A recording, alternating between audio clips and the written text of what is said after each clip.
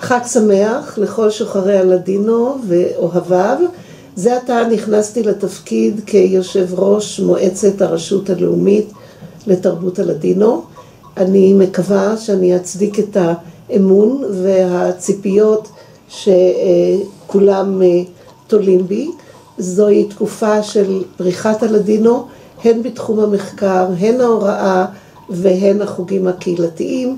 כולנו יודעים שמלמדים לדינו בכל אוניברסיטה, שיש הרבה מאוד תלמידים, שיש תלמידים מתקדמים שכותבים עבודות MA ועבודות דוקטורט, שיש חוגים קהילתיים בכל רחבי הארץ, יש 15 חוגים וזה בהחלט הרבה.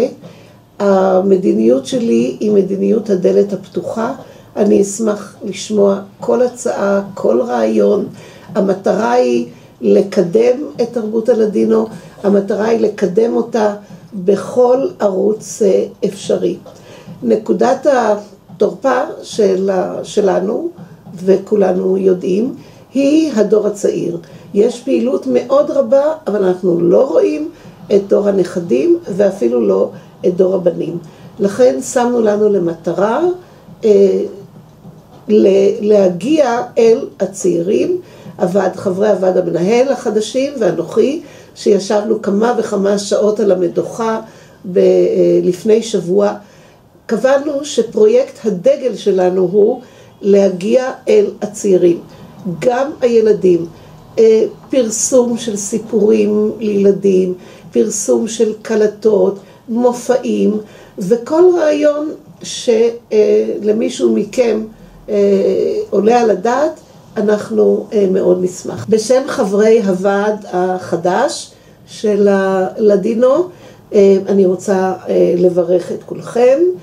בחברי הוועד החדשים הם פרופסור שמואל רפאל, דוקטור אליעזר פפו, שמואל מאוניברסיטת בר אילן, אליעזר מאוניברסיטת בן גוריון, אלגרה אמדו מן המדור ללדינו, וחני נחמיאס, שחקנית וזמרת. כולם תורמים את חלקם, וישבנו על המדוכה כבר הרבה שעות. הכוונה שלי כיושבת ראש, שכולנו נרתם, שכולנו נעבוד, שכולנו נעשה ביחד. אמרתי שהסיסמה שלי בישיבת הכינון, הסיסמה שלי היא ששי, שקיפות, שוויון ויחד. אז אני פונה אל כולכם לממש את היחד, אני מצידי אממש את השוויון ואת השיתוף.